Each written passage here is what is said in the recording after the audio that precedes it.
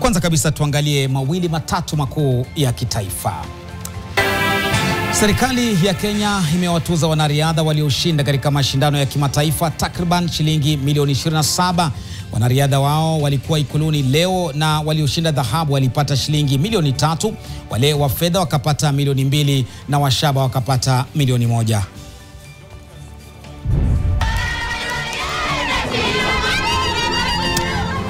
Gavana wa Narok Patrick Ntutu amesema kwamba serikali itahakikisha kwamba mzozo wa ardhi ya Angata Barikoi huko Trans Mara unatatuliwa kwa amani.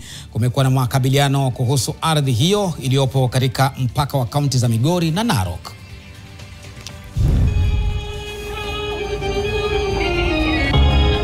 Kwingineko, afisa wa polisi aliyeuawa katika shughuli ya kulinda amani huko Haiti, Kennedy Nzuve, amezikwa kijijini Kiatalolwe katika kaunti ya Machakos. Maafisa wa serikali na viongozi wa kaunti ya Machakos walihudhuria hafla hiyo. Na taasisi ya kitaifa kuhusu nyuklia imeanzisha afisi ya ushirikishi katika kaunti ya Siaya kwa minajili ya kuwahamasisha wakazi kuhusu mradi huo. Afisi hiyo, mtazamaji, itafunguliwa rasmi Oktoba 14 kwa mujibu wa Profesa Larry Gumbe.